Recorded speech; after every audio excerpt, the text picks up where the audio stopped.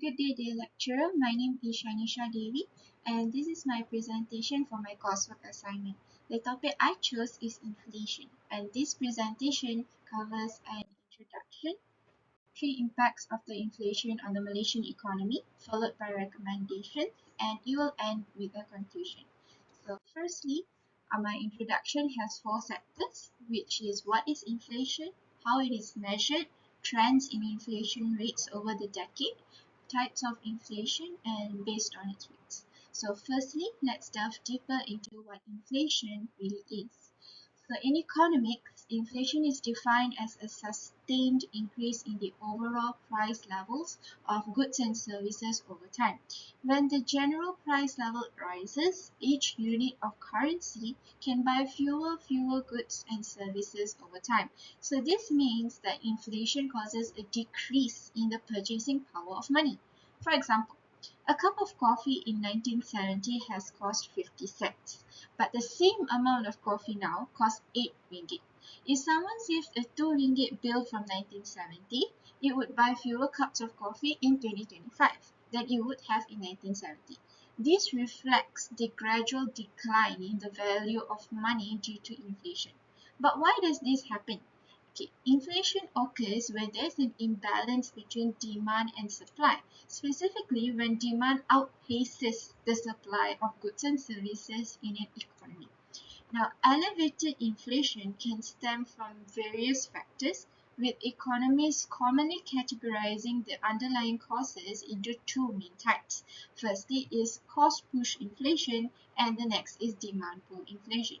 Cost push inflation occurs when there's a decrease in the total supply of goods and services due to an increase in cost of production.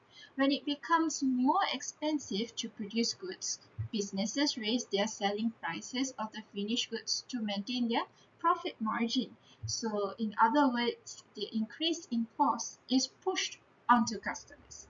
Whereas demand pull inflation is when there is an increase in aggregate demand for goods and services, and businesses just can't keep up with the demand, so their existing stock becomes more valuable, enabling them to increase their prices of the goods. Right. So now let's look at how inflation is measured. Inflation is measured using CPI, which is known as Consumer Price Index. It is the key indicator of inflation because it directly measures changes in the cost of goods and services that households purchase, reflecting the overall cost of living. It's become a key statistic for purposes of economic policy making as well, especially monetary policy.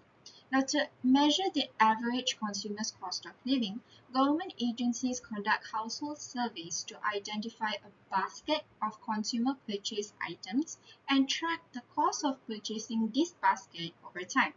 Now, as of 2025, Malaysia's Consumer Price Index basket consists of 13 main groups of goods and services.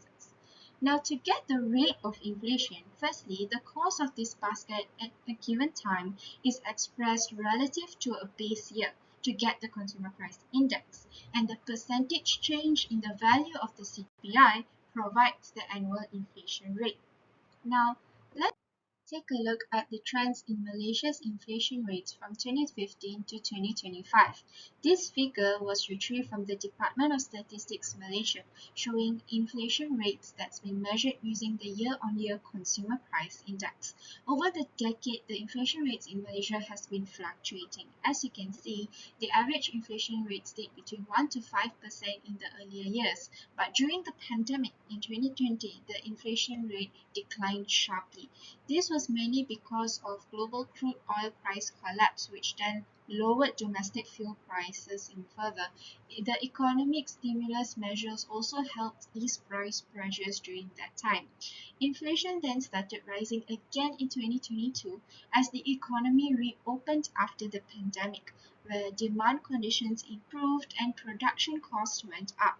This led to businesses passing those cost pressures on to consumers, which then pushed overall prices higher. But more recently, Malaysia has been experiencing moderate inflation.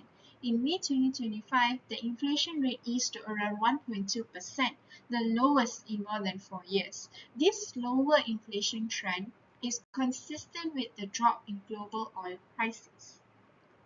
Let's now explore different types of inflation rates and its indications about the country's economic health.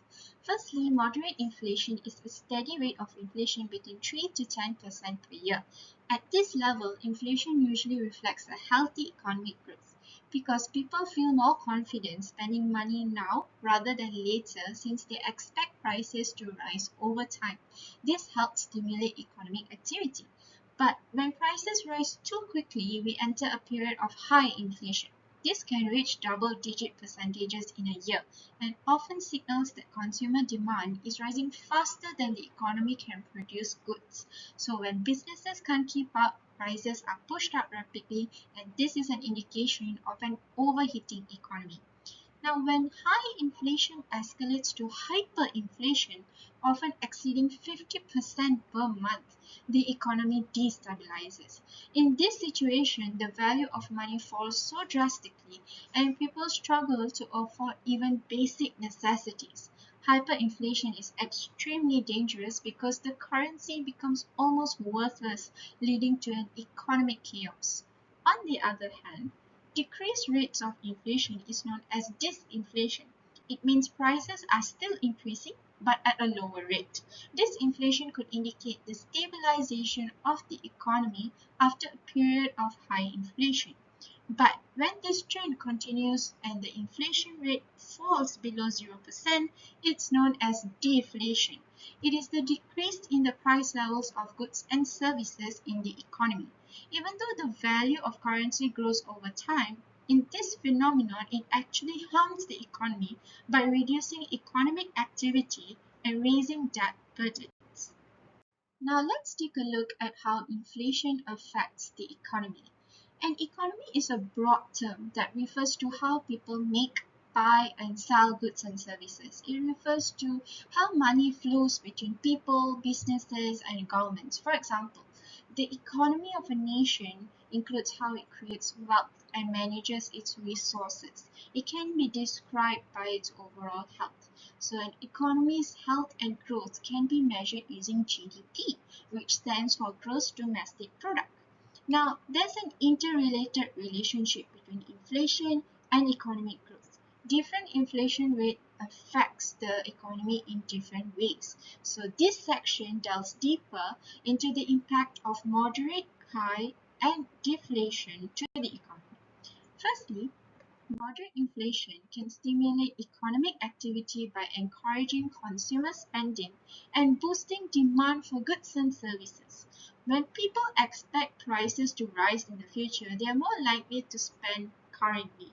So, as the demand for goods and services increase, businesses require additional labor to meet those production needs. This can lead to more employment opportunities and potentially higher wages, which then further raises individuals' disposable income.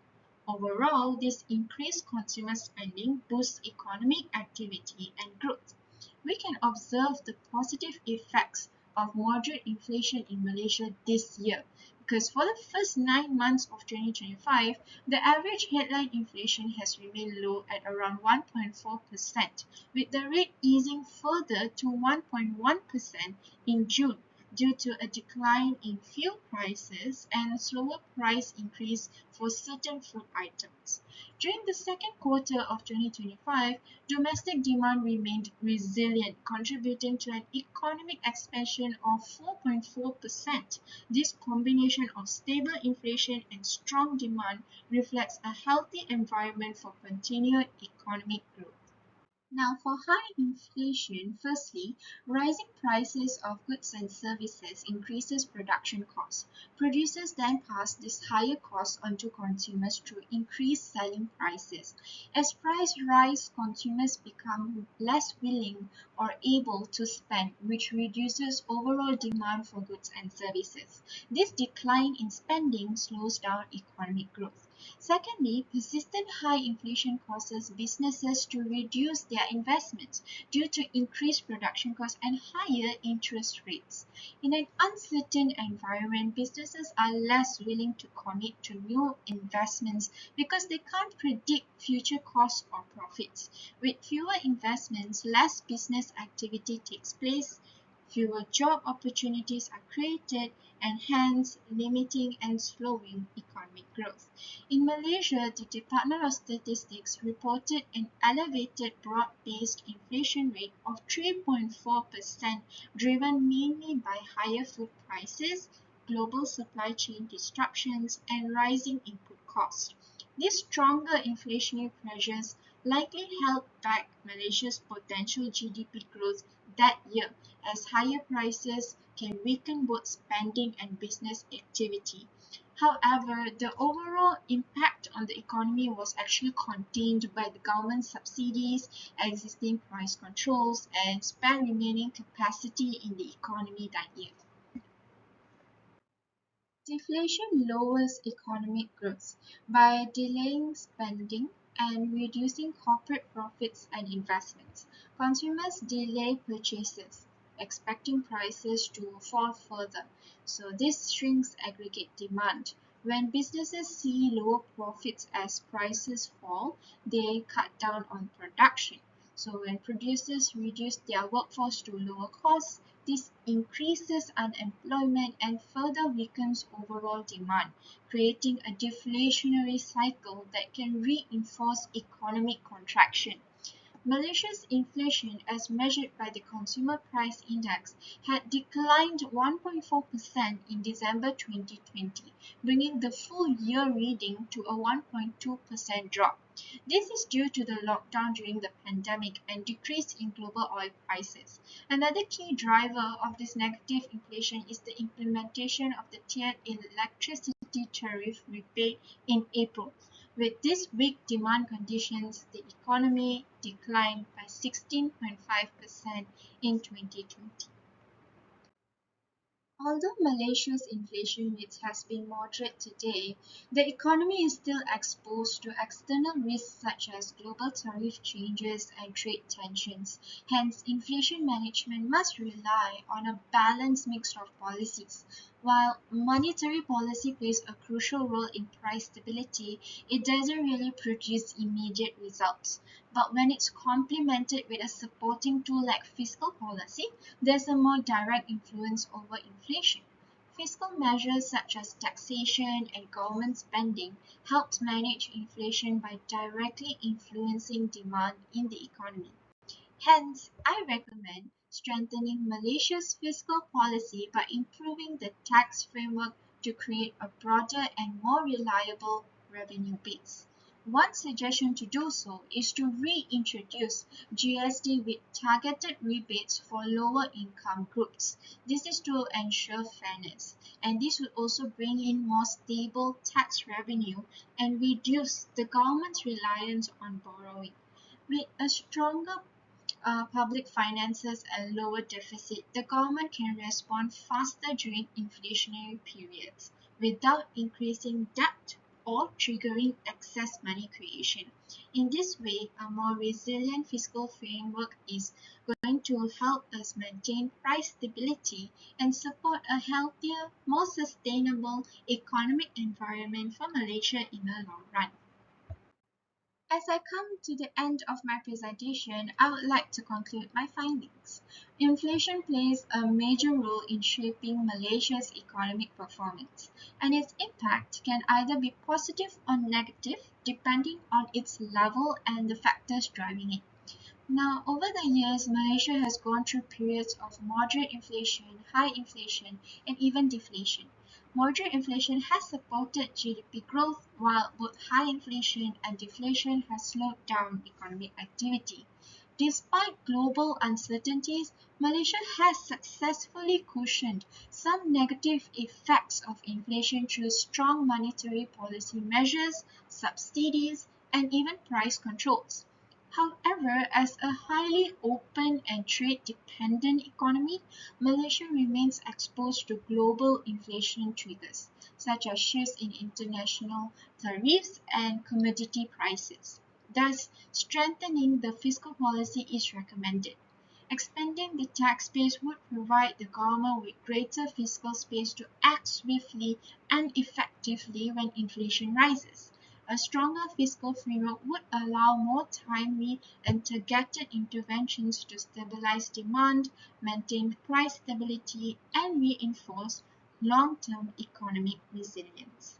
Now with that, I've come to the end of my presentation. Thank you.